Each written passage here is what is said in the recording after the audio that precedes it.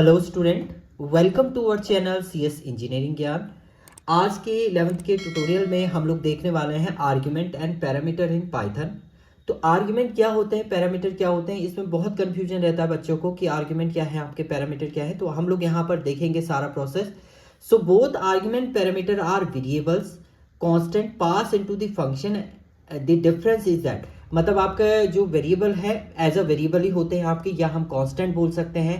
आप कुछ भी एंटर पास करते हैं तो वो आपका पैरामीटर एंड आर्ग्यूमेंट को डिफाइन करता है। तो क्या होते हैं आगे हम लोग देखेंगे। Argument are the variable pass to the function in the function call. Function calling समय, कॉलिंग के टाइम पर जो आप आर्ग्यूमेंट पास करते हैं उनको हम लोग आर्ग्यूमेंट बोलते हैं। जो भी वेरिएबल आप पास करते हैं उनको हम लोग क्या बोलते हैं, आर्ग्यूमेंट बोलते हैं। और जिस समय आप फंक्शन डिफाइन करते हैं, डेवलप करते हैं, उस समय जो वेरिएबल आप पास करते हैं उनको हम लोग क्या बोलते हैं, पैरामीटर बोलते हैं। The number of argument and parameter should always be equal except the for the variable length. ये आगे हम लोग देखेंगे। वेरिएबल लेंथ आर्ग्यूमेंट आपका होता है, उसमें आप क्या करते हैं, इक्वल नंबर ऑफ पैरामीटर या आर्ग्यूमेंट आपके इक्वल नहीं होंगे, बट ऑलवेज जितने आर्ग्यूमेंट पैरामीटर आप देंगे उतने ही आर्ग्यूमेंट आप पास भी करेंगे। तो देखिए इस प्रोग्राम में अगर हम बात करते हैं ऐड फंक्शन की, तो ये क्या है, ये आपके पैरामीटर है। ए और बी यहाँ पर क्या है, पैरामीटर है। और जब आपने इस फंक्शन को कॉल किया है, ऐड फंक्शन को यहाँ से आपने कॉल किया है, तो ये num1 num2 जो आपने पास किया है इसको हम लोग बोलेंगे एज अ आर्ग्यूमेंट। तो ये आपके क्या है, इनको हम लोग बोल सकते हैं पैरामीटर। और ये क्या होते हैं, ये आपके जब पासिंग टाइम पर आप यानी कॉलिंग टाइम पर आप पास करते हैं तो इनको बोलते हैं आपका आर्ग्यूमेंट। सो आर्ग्यूमेंट आपके क्या होते हैं, वेरिएबल लेंथ आर्ग्यूमेंट की जब आप बात करते हैं तो उस समय आप कम पास कर सकते हैं, बट ऑलवेज आर्ग्यूमेंट जितने आर्ग्यूमेंट पैरामीटर होंगे उतने ही आपके आर्ग्यूमेंट भी पास होंगे आपके कॉलिंग टाइम पर। अब इसमें हम लोग प्रोग्राम को देखते हैं। प्रोग्राम में क्या लिखा है आपने, डिफ ऐड फंक्शन। डीएफ कीवर्ड आपका हमेशा रहेगा जब आप यूजर डिफाइंड फंक्शन की बात करेंगे। ये यूजर डिफाइंड फंक्शन ही है आपका। ऐड फंक्शन आपने किया ए बी, दो आपने पैरामीटर्स में पास कर दिए। देन सम आपने किया a प्लस बी। अब यहां पर हमने रिटर्न स्टेटमेंट का यूज किया, तो रिटर्न ये सम आपका रिटर्न कर रहा है। num1 num2, num1 की वैल्यू आपने integer input enter first value आपने बोल दिया है, एंटर सेकंड नंबर आपने बोल दिया, दोनों वैल्यू एक्सेस की। इनपुट फंक्शन जो है वो स्ट्रिंग वैल्यू लेता है, तो हमने उससे पहले किस में, इंटीजर में कन्वर्ट। अगर आप इंटीजर में कन्वर्ट नहीं करेंगे तो आउटपुट में मान लीजिए आपने यहाँ पर 2 और 3 दिया है, 2 3 का क्या एडिशन आ चाहिए, 5। अगर आप इंट नहीं देंगे यहाँ पर इंटीजर, तो ये 2 और 3 करके आपको आउटपुट दे देगा। अगर आपने इंटीजर दे रखा तो उस केस में ये प्लस करता है, नहीं तो आपका ये एज अ स्ट्रिंग काउंट कर देता है 2 और 3 को, उनको कॉन्केटिनेट कर देगा, ऐड नहीं करेगा। तो इसलिए हमने इसे इंटीजर में कन्वर्ट किया है। और लास्ट में देखो प्रिंट स्टेटमेंट में आपने सम ऑफ 2 नंबर ऐड फंक्शन को आपने कॉल कर दिया।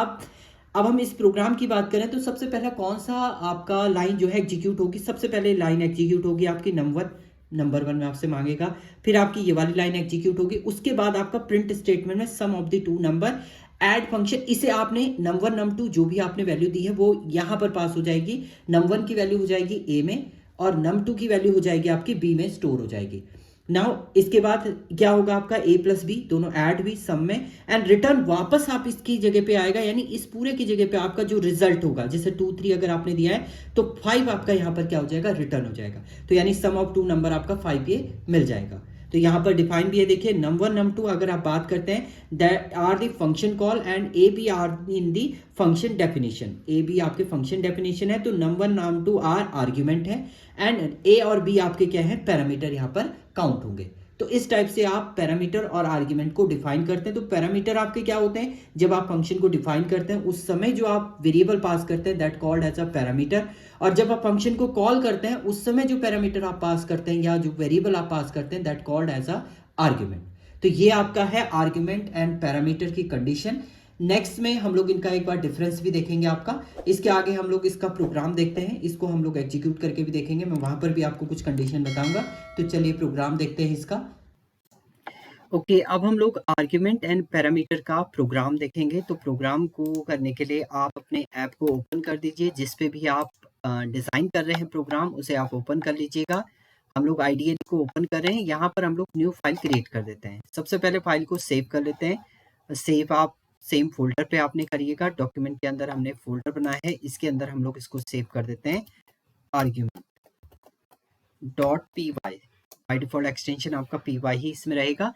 तो सबसे पहले आपको क्या करना है, फंक्शन क्रिएट करना है। तो DEF फंक्शन आपने बना दिया ऐड, यहाँ पर फंक्शन, ये हमने यहाँ पर एक फंक्शन बना दिया, इसके अंदर दो वेरिएबल आपने पास कर दिए a कॉमा b।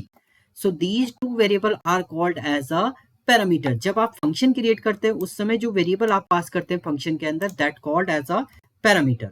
नाउ अब आपने यहाँ पर क्या किया, सम वन इक्वल टू क्या कर दिया, a प्लस b आपने कर दिया है, और रिटर्न भी आप यहाँ पर कर रहे हैं, रिटर्न आपने कर दिया है, सम वन को क्या कर रहे हैं आप, रिटर्न कर रहे हैं। नाउ यूजर से आपको इनपुट लेना है, वैसे तो आप डायरेक्ट भी कॉल कर सकते हैं, जैसे मैंने ऐड फंक्शन आपका किया और यहाँ पर मैंने 10,20 तो वैल्यू यहाँ पर एंटर कर दी, बट आपने रिटर्न किया है तो मुझे इससे कहीं ना कहीं क्या करना पड़ेगा, स्टोर भी करना पड़ेगा। तो रिजल्ट वेरिएबल के अंदर हमने स्टोर किया एंड उसके बाद हमने यहाँ पर क्या कर दिया, प्रिंट कर दिया है आपका sum equal to and then comma, आपने रिजल्ट को क्या कर दिया, प्रिंट कर दिया। तो ये जो ए और बी फंक्शन डिजाइन करते समय आपने ए और बी दो वेरिएबल दिए हैं, that called as a parameter.